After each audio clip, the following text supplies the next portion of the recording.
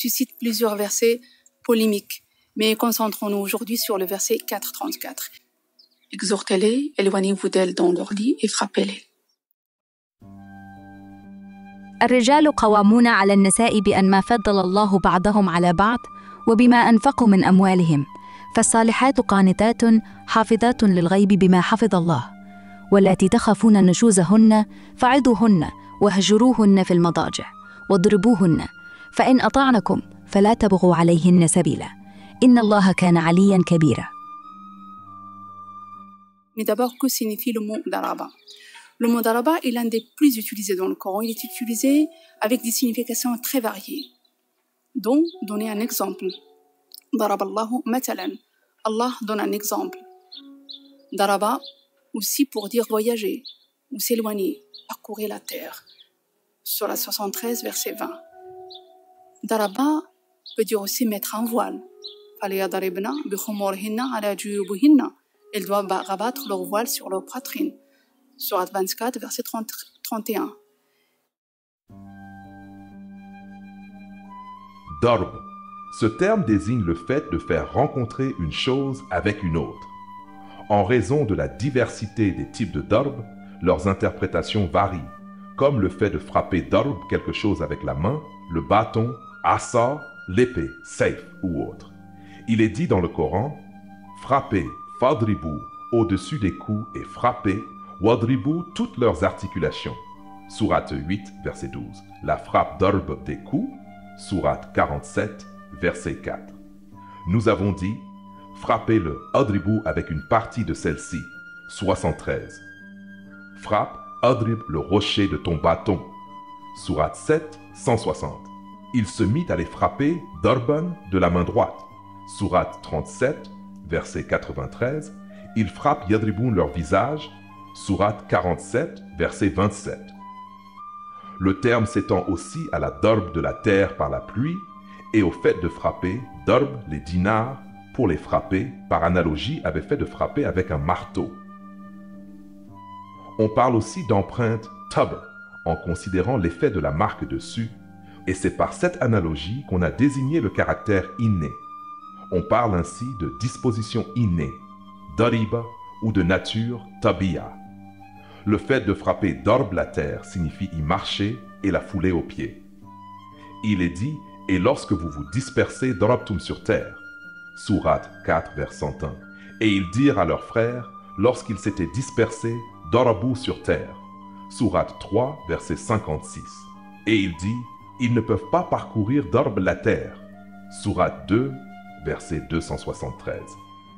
De cela dérive aussi, ouvre-leur fadrib un chemin dans la mer, Sourate 20, vers 77.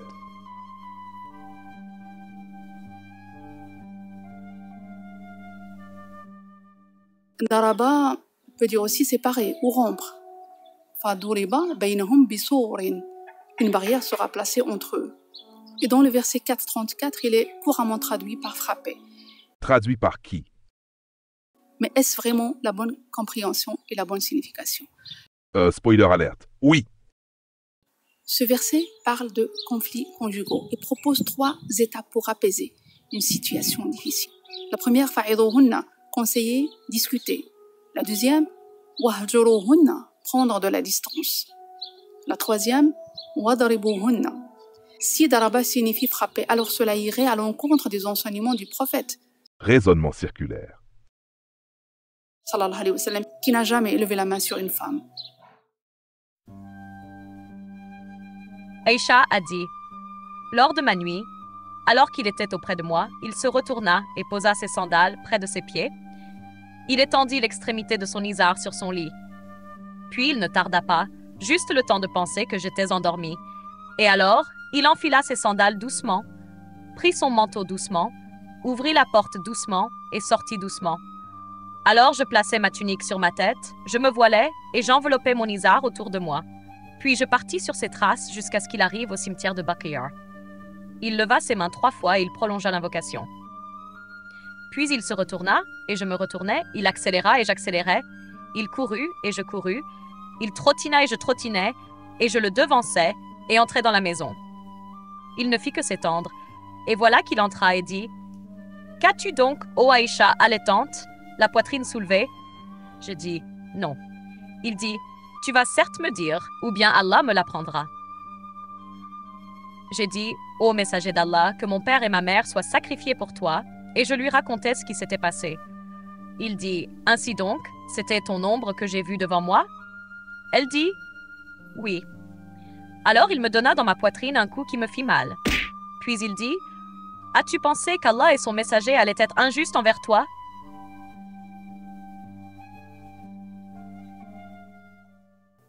Il a dit, les meilleurs d'entre vous sont ceux qui sont les meilleurs envers leurs épouses.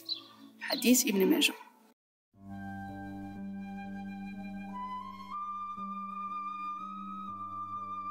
Un homme interrogea le prophète. Quel est le droit de la femme sur son mari? Il dit, qu'il la nourrisse quand il se nourrit, qu'il l'habille quand il s'habille, qu'il ne la frappe pas au visage, qu'il ne l'insulte pas, et qu'il ne la délaisse que dans la maison.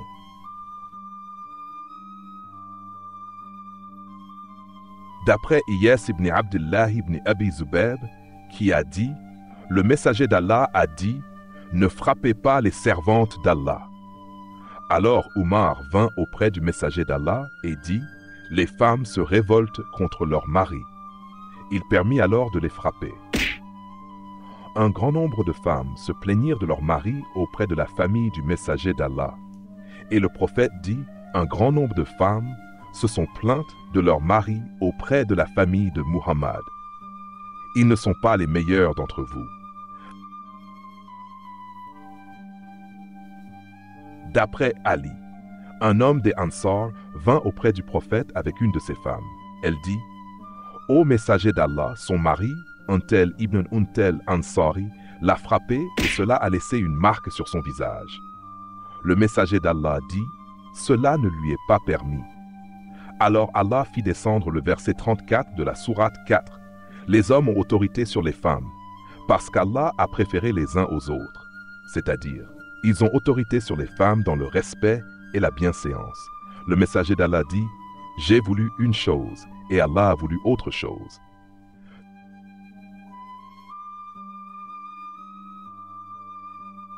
D'après Abdullah ibn Zam'a, le prophète a dit, « Aucun de vous ne doit fouetter sa femme comme il fouette une esclave, puis s'accoupler avec elle dans la dernière partie de la journée. » Les savants comme Ibn Ashur et Mohammed Abdou ont proposé une autre interprétation. Daraba, ici, signifie se séparer temporairement comme dans le verset, comme dans la sourate 73, verset 20.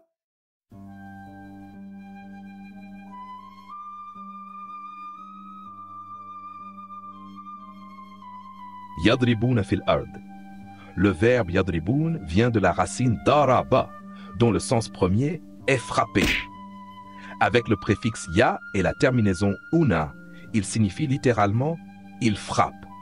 L'expression fil ard signifie dans la terre. Mot à mot, il frappe dans la terre. Cependant, il s'agit d'une locution figée.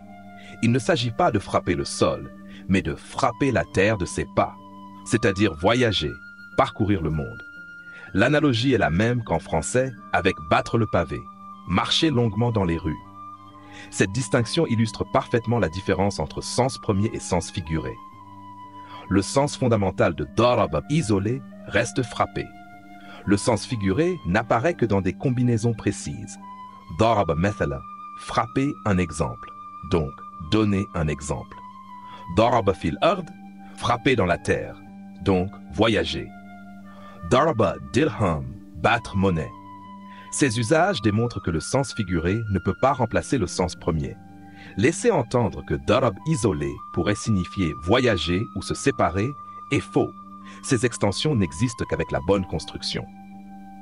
Revenons à sourate 4, verset 34. Wadribuhun. Le verbe est le même, darab, mais ici il n'y a aucune préposition après, seulement le pronom suffixe hun, elle. La structure grammaticale est donc simple. Frappez-les. Si le texte voulait dire séparez-vous d'elle, il aurait fallu wadribu anhun, où la préposition an introduit l'idée d'éloignement, comme dans Surat Zukhruf, Ayah 5. Ce n'est pas le cas ici.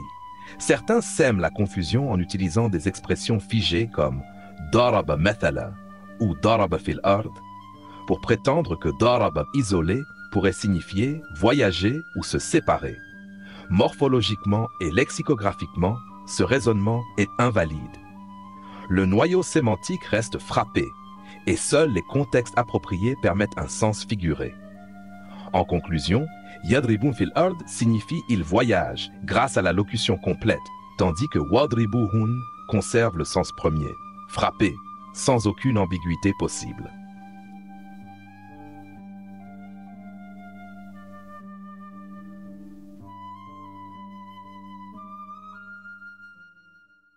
الرجال قوامون على النساء بما فضل الله بعضهم على بعض وبما أنفقوا من أموالهم فالصالحات قانتات حافظات للغيب بما حفظ الله واللاتي تخافون نشوزهن فعظوهن واهجروهن في المضاجع واضربوهن فإن أطعنكم فلا تبغوا عليهن سبيلا إن الله كان عليا كبيرا